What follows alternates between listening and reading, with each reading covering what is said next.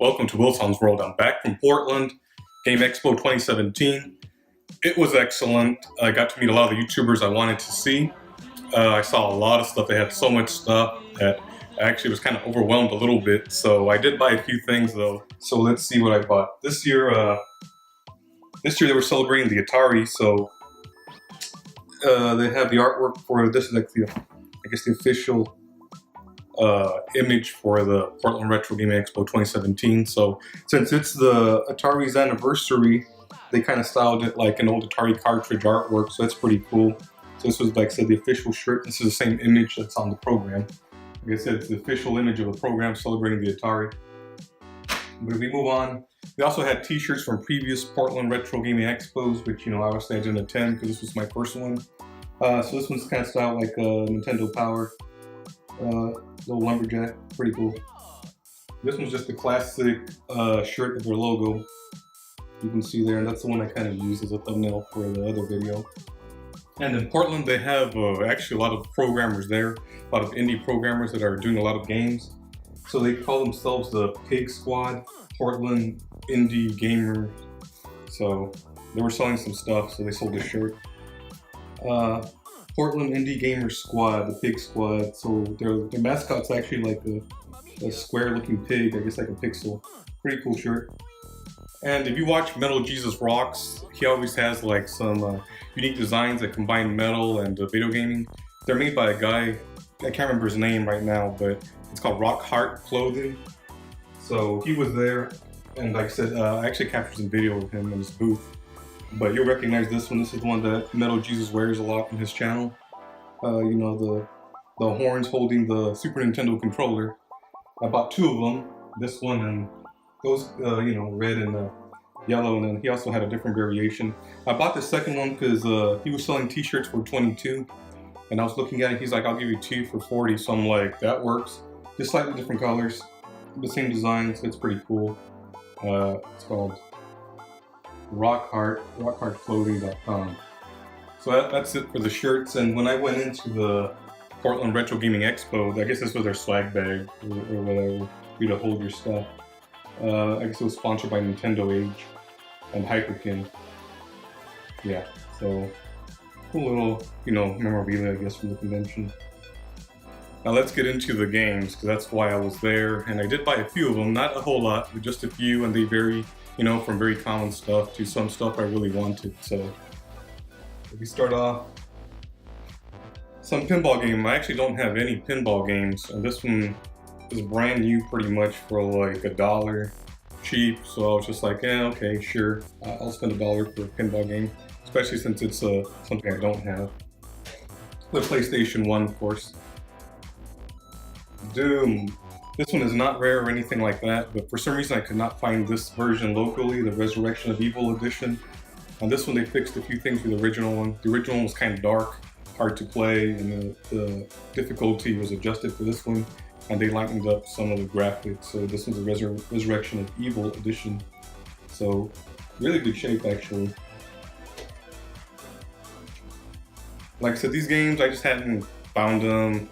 Hadn't gotten around to getting them, and there I was there and they were cheap. So F-Zero X for the N64. That's really one library that I need to work on a little bit more. It's my N64 library, so this is a good pickup. Jumping Flash 2. This one I got it cheap because I bought another game, a separate game, and I was just like, hey, can I have that Jumping Flash 2 thrown in? Because the other game's kind of expensive. He's like, sure. I still need the original one, the Jumping Flash. But this is, of course, a PlayStation game. In good shape, complete. So that was a pretty good pickup. This one is the Crash Collector's Edition. It's essentially Crash 3, which is Crash 3 Crash Warped. And then their Crash Team Racing, which I have a version I found for like $1. It's kind of beat up shape. So this one replaced it. And then I guess the Crash Marvel Party type game, the Crash Bash. So this was good, just getting it in one collection. In pretty good shape as well. Next we have Zelda, the Twilight Princess. I have the HD remake for the Wii U, but this one was cheap and it's pretty much brand new, so that's why I picked it up. Just to actually the Wii collection. Now, since it was a retro expo, that doesn't mean that there wasn't any new games. There's of course some of them in there. And I picked up the Mario Tennis for the Wii U, since it was pretty cheap, only like 20 bucks. So sealed still.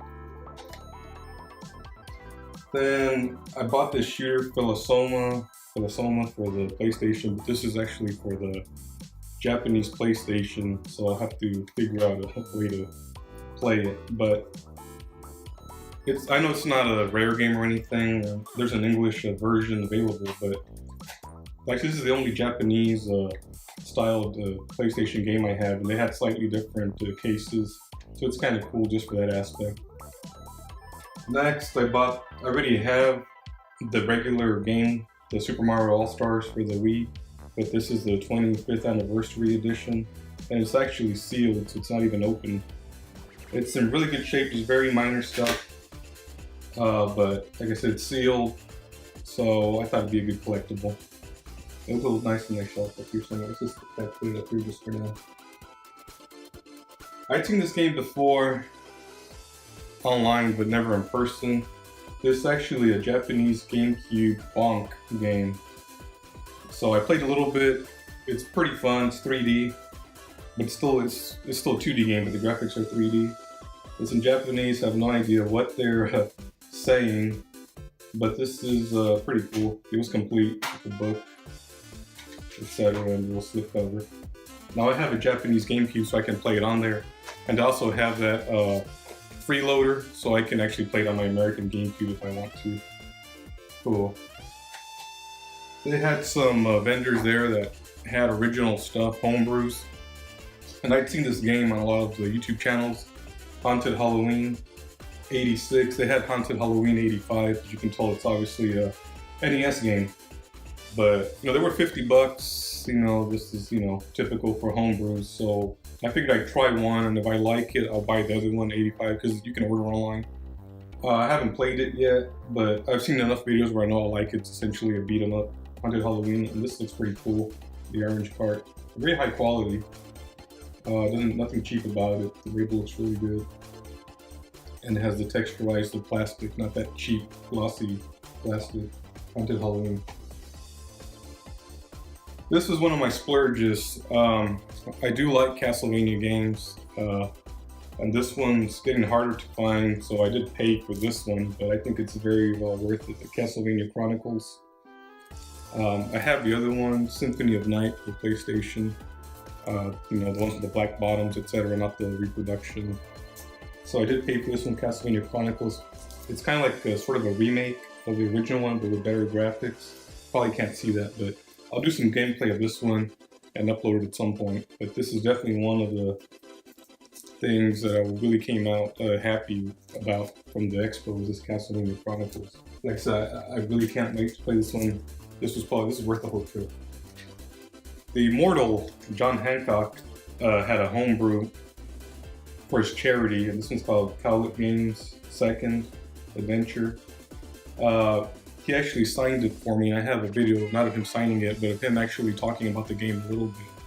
I mean, he's a very nice guy, John Hancock. I'll upload that video, like I said, when I get a chance. And I had no problem supporting his charity, and this is actually a quality game. It's like a platformer. I haven't played it yet, but I've seen video. It's a platformer, and it's very well done. And there was only, I think, 12 copies he was selling there at the expo. So I guess I'll do an unboxing. So I'm really glad I picked this up. Like I said, it's a quality product. It's an NES game, as you can tell from the sleeve. Very nice cartridge, white. Very nice. Like I said, it's very nice product. I guess here, like back in the old days, they used to have in the end of the booklet some notes and stuff for you when you're playing the game. And this one actually has, it has something back here. It says, I haven't even seen this. It says I can write my name, nickname, take a photo of this with my score, and I can upload the high score for the Hall of Games. And maybe win an original artwork. So that's kind of cool. They included that. I haven't even seen that. I guess it's a very nice product. It even has like a poster with instructions. You don't see that anymore. So all the enemies, descriptions, the goal. And it's just a nice poster. Like I said, this was great. Same price as the other game from that other vendor, $50, but this one's obviously a quality production. Like I said, with the protective slipcover, so it's very nice. I will play it, and I'll probably end up putting it up there on the shelf because I think this is kind of unique. Sold to me by John Hancock, so it kind of makes it even better. See, that's the thing about this trip, because like I had a friend say, hey, you know, you can just save all that money instead of going to Portland and just buy a lot of stuff on eBay or locally. And I'm just like, yeah, well, I could do that, but half the point of going over there is like stuff like this. Like, this was sold to me by John Hancock, so that's just amazing. Put that up there. And I think that's it, except for this. Once again, like I was just talking, it's for the experience when you go to Portland Retro Gaming Expo. In addition to buying this stuff, I have another program guide, and this one was signed by the entire Metal Jesus crew, so I need to get a little frame or something to put it up. This is probably the best thing out of besides the Cowlitz Gamer for Kids second, the best thing I got out of there. Signed by Metal Jesus Rocks. Anna from Circuits and Coffee, she corrected me. I have a video clip of that as well. The Immortal John Hancock, John Riggs, Kelsey, Reggie Wilson, Radical Reggie, Drunken Master Paul, and this one must be what's that other girl's name? Kinsey. So this is great. Actually, I'm gonna frame this. The Metal Jesus crew signing the program guide. That's the best thing in my collection. So I'll put that down.